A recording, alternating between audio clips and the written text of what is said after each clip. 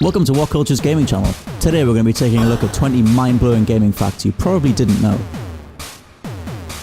Alexei Pajitnov invented Tetris during the height of the Cold War, whilst working in a Soviet computer R&D center. The law dictated that anything created there belonged to the Russian government. Pajitnov wasn't able to claim any royalties until after communism fell in 1991. And even then, it took 5 years for him to set up the Tetris company and establish himself as the game's creator. You didn't really notice it while playing, but neither Bethesda's Fallout or the Elder Scrolls series feature climbable ladders. It apparently had something to do with the fact they couldn't get the AI to respond in a fitting way if ladders were implemented, so instead of sorting the code out, Bethesda just did away with them altogether. Mario is in fact named after Nintendo of America's angry landlord Mario Segal. The story goes that Segal came into the warehouse one day demanding back rent, and a very heated argument erupted. After the employees convinced him he would be paid, they decided to name the character after him. Interestingly though, Segal downplayed this, and went on to become a highly successful real estate developer on his own merits. From indecency to promoting drunk driving to training kids how to kill, the Grand Theft Auto series has seen every type of lawsuit known to man. In taking everything brought against the series and adding it all up, it totals over a whopping $1 billion. This kind of chubby, ginger-bearded, biker-looking bloke is called Ivan. And Ivan is the original character design for Gordon Freeman. That's right, Gordon Freeman was nearly a ginger biker in a spacesuit. In Metal Gear Solid 1 for the PlayStation, when you first reach the helicopter mission, if you have a mono TV, you'll be berated by a good chunk of your contacts telling you shouldn't feel bad because there's more to life than owning a stereo TV. It was one of the first times we got a real idea of how crazy Kojima could be. This one is denied by Sega, but the game's developers say otherwise. Apparently, Michael Jackson was responsible for the music behind Sonic 3. Developers say he used to call them at all hours of the night from all over the world and hum melodies to be used in the game. But they say MJ's name never got near the game, following the scandals that arose in the early 90s. If you're a kid growing up in Stockholm, Minecraft is now part of your school curriculum.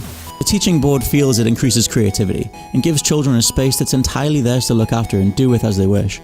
Promotes a very healthy mindset amongst the children.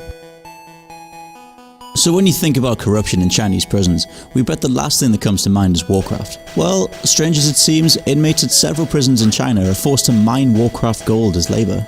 The gold is sold to lazy players, and profits are then shared out amongst unscrupulous prison staff. The Sims creators have stated that Simlish is a combination of Ukrainian, French, Latin, Finnish, Icelandic, English, Fijian, Visayan and Tagalog. Ever wonder why Sonic can't swim? It's because the original game's lead designer wrongly assumed that hedgehogs were unable to. It wasn't until some years later, when he was shown a photo of a hedgehog attempting to cross a river, that he realised his mistake.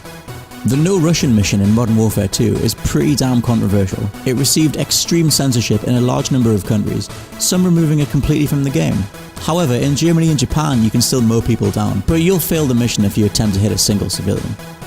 Buzz Aldrin, the all-time American hero and the first man to pee on the moon, has a cameo right at the end of Mass Effect 3, where he plays an old man telling stories of the Shepherd to a young boy as they look up at the night sky. It's all very fitting if you ask us. Halo Wars was fun, taking the whole idea of turning Halo into a strategy game, except that the original Halo began life as a strategy title in the first place. We don't think the series would have taken off and become anywhere near as big if it had happened that way though.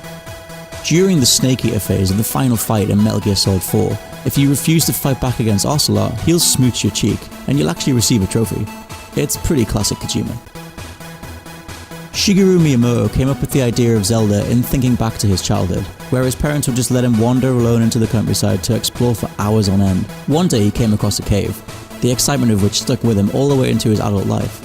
Careless parenting gave us one of the most loved gaming franchises in history. Donkey Kong was originally a Popeye game. The original concept was to save Olive from Bluto whilst playing as Popeye. The licensing deal eventually fell through, and they had to replace the characters with their own inventions, and thus two of Nintendo's most successful franchises were born. Resident Evil 4 had a long and arduous development cycle. After a few failed attempts to get the game off the ground, Capcom thought they were onto a winner. Then they decided it wasn't really a Resi game, so they changed the direction it was going in, and Devil May Cry was born. GoldenEye's multiplayer revolutionized first-person shooters and the gaming experience overall. It also only took 6 weeks to build, and the developers didn't really see the point of it, writing it off as a stupid idea. Nevertheless, it got made and changed the way we looked at multiplayer forever. This one's a little bit far-fetched, we must admit. The story goes that Konami didn't want to foot an expensive trip to the US for the Silent Hill team's research on small American towns.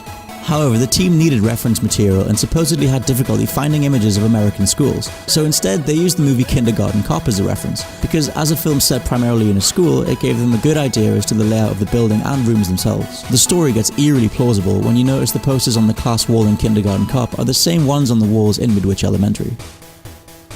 Hopefully you've had your mind suitably blown, but if there's any we've missed, please let us know in the comments below, and be sure to check out the website for more awesome gaming content. And always remember to subscribe.